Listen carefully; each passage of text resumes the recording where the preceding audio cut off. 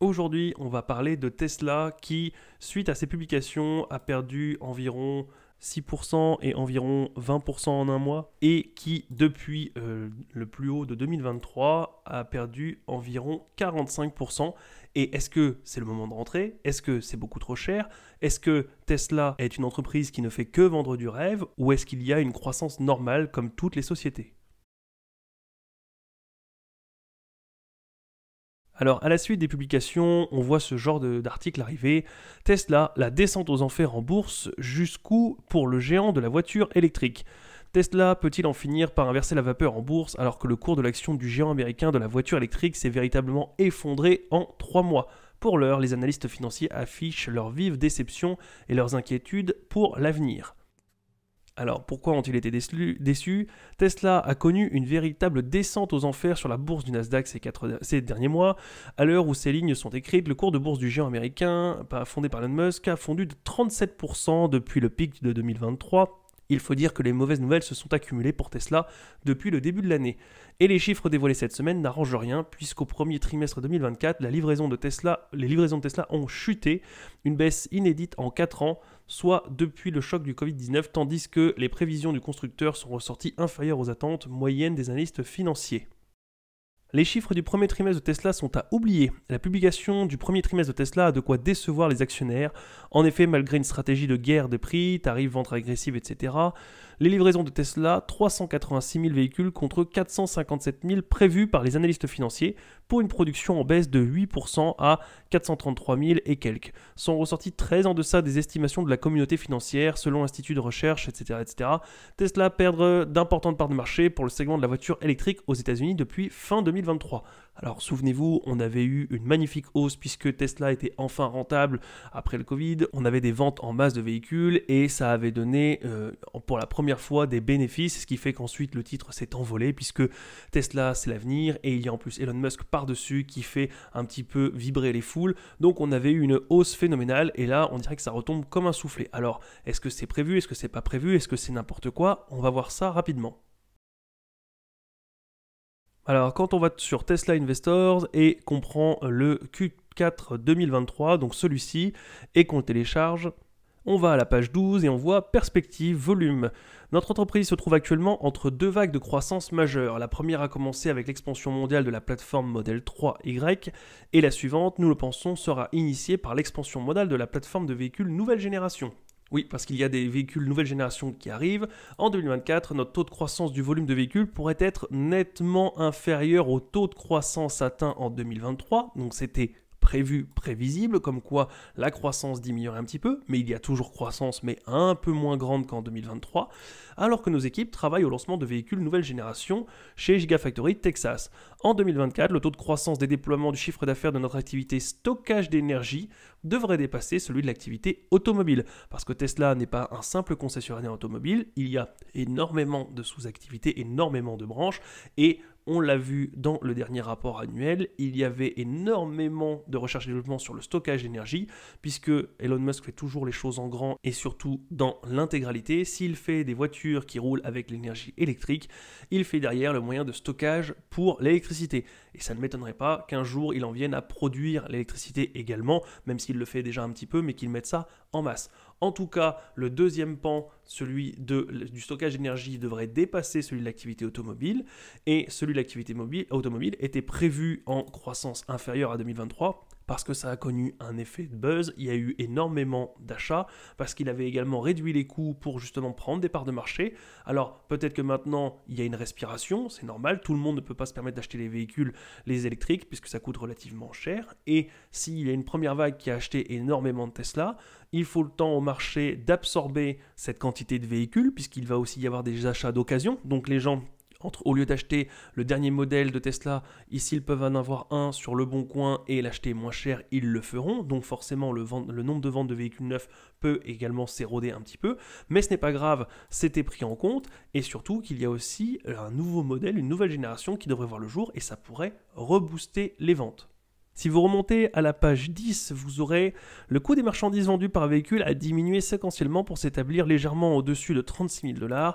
Même si nous approchons dans la limite naturelle de réduction des coûts de notre gamme de véhicules existantes, notre équipe continue de se concentrer sur de nouvelles réductions de coûts sur les points de production depuis la matière première jusqu'à la livraison finale.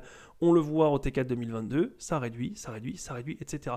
Donc même s'il y a moins de ventes de véhicules, ce n'est pas la seule donnée à prendre en compte. Oui, le chiffre d'affaires est à prendre en compte, mais si derrière vous faites plus de marge puisque vous réduisez les coûts, eh bien vous pouvez dégager plus de profit avec le même nombre de ventes de véhicules. Donc attention à ne pas regarder uniquement le chiffre d'affaires ou le nombre de ventes de véhicules, peu importe, il faut aussi voir la profitabilité. Et si elle augmente, eh bien une légère diminution de la croissance du nombre de ventes n'est pas extrêmement important.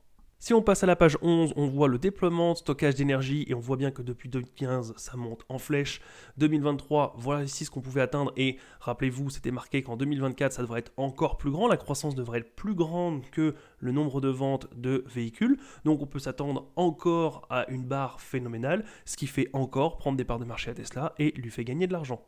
Et si on va à la page 22, on voit ici le nombre de livraisons de véhicules en millions d'unités, et on voit qu'il y a des progressions, des fois des stagnations, et des fois on redescend, puis on repart, puis on redescend. Donc là, même s'il y a une légère baisse du nombre de ventes de véhicules, on pourrait très bien être dans un moment de respiration et de repartir de plus belle avec un nouveau modèle, un nouveau concept, peu importe.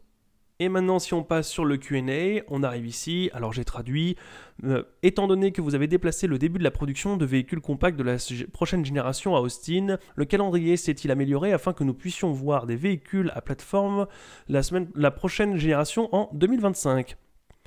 Elon Musk, je dirais certainement que les choses avec elle devraient être prises avec un grain de sel, puisque je suis souvent optimiste. Je ne veux pas vous épater, mais je suis souvent optimiste quant au temps. Mais notre calendrier actuel montre que nous commençons la production vers fin 2025, donc dans la seconde moitié. C'est exactement ce que dit notre emploi du temps actuel, mais il y a beaucoup de nouvelles technologies, comme une énorme quantité de nouvelles technologies de fabrication révolutionnaire ici. La raison pour laquelle je voulais mettre cette nouvelle ligne de fabrication révolutionnaire à Giga Texas était parce que nous avons vraiment besoin que les ingénieurs vivent sur la ligne. Ce n'est pas un peu sur l'étagère, c'est juste un genre de choses qui fonctionne. Et c'est juste beaucoup plus facile pour l'ingénierie Tesla de vivre ici, si c'est à Austin qu'ailleurs. Donc, nous attendons actuellement à commencer la production au second semestre de l'année prochaine. Ce sera donc en 2024. Ce sera une rampe de production difficile, comme je peux le souligner, nous dormirons pratiquement sur la ligne. Et en fait, pas pratiquement, nous le ferons. Enfin, nous le serons. On a donc un calendrier pour l'instant qui est établi avec une feuille de route qui a l'air de se tenir. Alors oui, il peut y avoir quelques déconvenues en attendant, mais si on regarde au niveau de TradingView et sur le long terme, pour l'instant, le chiffre d'affaires, il n'y a absolument pas de problème, même si des fois on a quelques respirations, et on l'a vu au niveau du nombre de ventes, on peut avoir aussi quelques respirations sur le rapport, mais globalement dans l'ensemble, on a quand même une croissance des chiffres d'affaires qui est phénoménale. De la même manière, on a la marge nette qui monte, alors je vais décaler un petit peu, on était dans le négatif, on passe positif avec 2%, 10, 15 et 15. Et pour un producteur concessionnaire automobile, 15%, c'est énormissime. Si on passe à la suite et qu'on voit donc forcément le bénéfice augmente puisque le chiffre d'affaires augmente, le nombre total d'actions en circulation, ce n'est pas évident. Les sociétés de croissance et surtout aux États-Unis, il y a souvent de la dilution puisque derrière on offre des parts de propriété aux ingénieurs, aux gens du board, etc. Au niveau du rocher, on est pas mal du tout puisqu'on a dépassé 4%, 21%, 33% et 28% à l'heure actuelle. Au niveau du free cash flow, on gagne toujours du free cash flow. Alors oui, on a eu une légère baisse ici, mais attendons de voir une année de plus pour voir si c'est une respiration et qu'on repart de plus belle. Et au niveau du screener 3, on a forcément un PER qui est délirant, on a de la dette nette qui est négative. On arrive donc avec de la trésorerie ou assimilée trésorerie, et donc il n'y a pas de problème, même si le nombre de ventes ralentit un petit peu, ce qui était déjà prévu. On a un nouveau modèle qui sort, on a une stratégie aussi avec le stockage d'énergie. Bref, pour l'instant, je trouve que c'est plutôt s'alarmer pour rien, même si ça ne veut pas dire que Tesla va continuer à progresser toujours énormément, qu'il n'y aura aucun vent contraire et qu'elle ne nous décevra pas à un moment donné. Mais en attendant, pour l'instant, il y a un léger ralentissement du nombre de ventes de véhicules. Ce n'est absolument pas un problème, c'est un faux problème.